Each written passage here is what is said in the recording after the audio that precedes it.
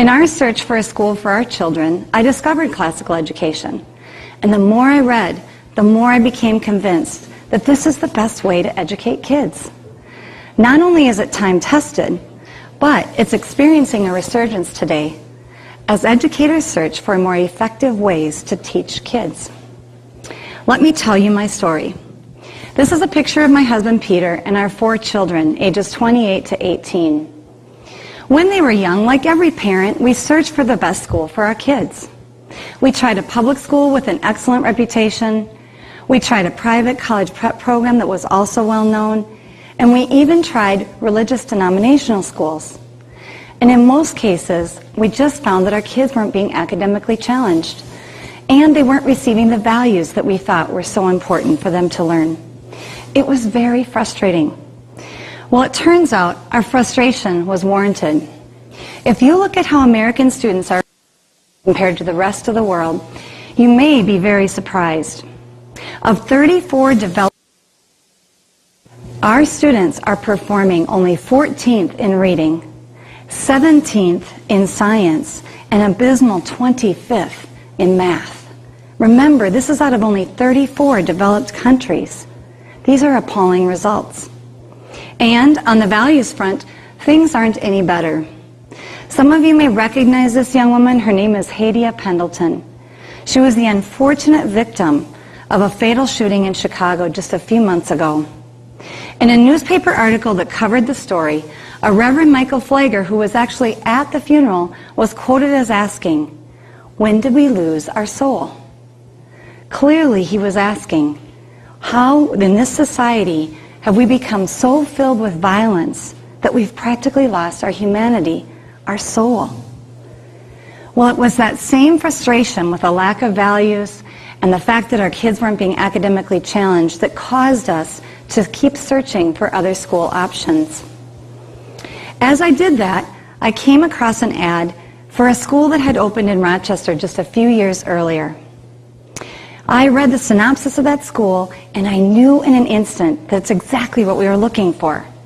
So I contacted the school and I said, "Are there any schools like this in the Twin Cities?" And they said, "None that we know of, but this school was started by 6 families, and you can do it too." What? Start a school? That was the furthest thing from my mind. But you know what? We were so hungry for this type of education that against all odds, that's exactly what we did. We started a classical school. So you may be wondering, what is classical education anyway? Well, let me tell you. It involves 3 stages of learning. The grammar stage in the lower school, where we focus on the tools of the subject.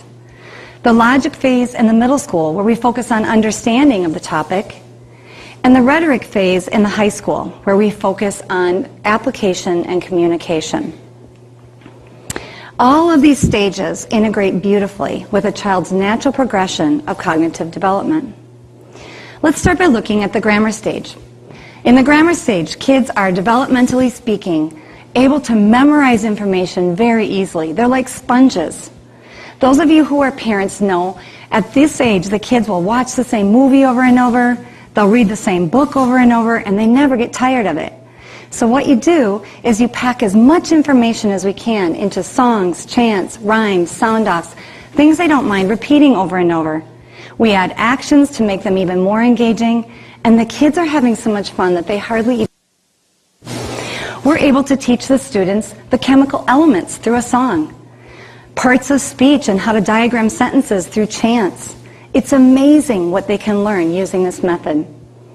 And another part of classical education is that we teach using the classics, beginning in the grammar stage. They've stood the test of time. They have all the wisdom of the ages, and they're so full of rich content that the kids love reading them. Also, we teach cursive writing in the grammar stage because of all the well-documented cognitive benefits. And Latin is begun in the grammar stage. Latin forms the foundation of all the Romance languages, and approximately 65% of the English language is based upon Latin. So students who know Latin tend to perform much better on standardized tests down the road, and more importantly, they can learn modern foreign languages easily. And also history is an important part, where we teach it from ancient all the way through modern, sequentially multiple times throughout the 12 years of an education.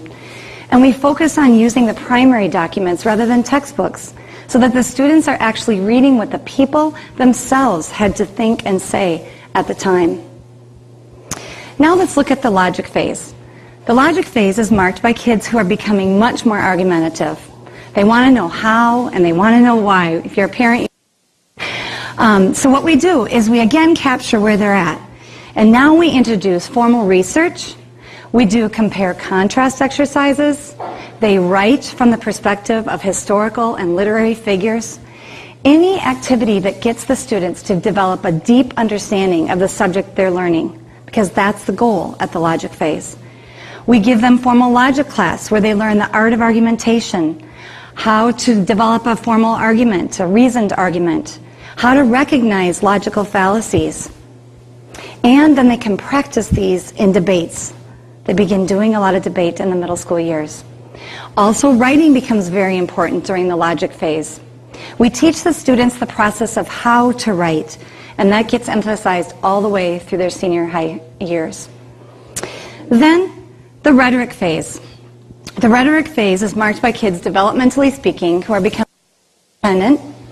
They're forming their own opinions, and they're starting to separate from their families. So now, once again, we're going to take advantage of where they're at. Now, not only do we want them to know the tools of the subject and then understand that subject, now we want them to analyze and synthesize the information, form their own opinions, and then communicate those opinions in an effective and persuasive manner. This is what we call the crown jewel of a classical education, because it's the culmination of everything that we've worked towards. The students are given lots of for deep discussion, where they can practice those analysis and synthesis ideas. They can also practice their debate skills and learn to develop arguments that are based upon reason. Then they're given 2 years of formal rhetoric training, where they learn the art of writing and speaking articulately and persuasively. Most important with a classical education is that the students learn how to learn. And what about from a values perspective?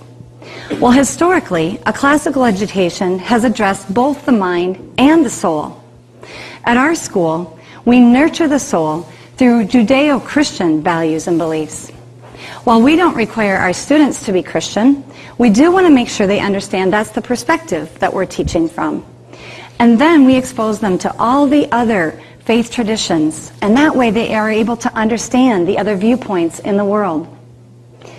Well, let me tell you our results. Our students are performing well on every standardized test, but most of you are familiar with the ACTs and the SATs as our college entrance exams. Our students are performing in the top 13% of the nation on the ACTs, and they're performing in the top 17% of the nation in the SATs. And I want you to know that we are not just taking cream of the crop children. We're taking students who are average and beyond and achieving these kinds of results with this method. And you can imagine they're being offered great scholarships as a result. Approximately $30,000 per student per year of college. But even more important than that is these children are learning how to become deep thinkers. They're learning how to speak persuasively and articulately. They're learning how to reason logically, and they're learning how to write well. Have, as I said, learned how to learn. And other tangible benefits that we're seeing is the kids have learned to develop respect for others, including those who have opposing values and beliefs. And they're internalizing their values so that they have a guide for moral decision making. They're becoming responsible, accountable, taking the focus off of themselves onto others. And they have developed the strength of character to act compassionately. Well, with these results, I finally had peace concerning my children's education. Not only was I no longer frustrated, I was excited to be able to share this method with others. So I'd like you to imagine with me for a moment, what would it be like if everyone in our culture had a classical education? And I mean, imagine this. From the hallways of Washington, D.C., to our nation's media outlets, to our school systems, to our communities, and into our neighborhoods, what would it be like? Imagine citizens who know their history so well, so deeply, that we are less likely to repeat the mistakes of the past. Imagine citizens who base their opinion upon reason rather than emotion, and who recognize logical fallacies so they're not so easily deceived and manipulated. Imagine citizens being able to express their thoughts and ideas in an articulate and persuasive manner. And imagine respectful, as opposed to just denigrating those with whom we disagree. Wouldn't this just be a pleasant change of scenery across all of these different realms of social interaction? Well, with this in mind, could it be possible that we'd all be better off with a classical education?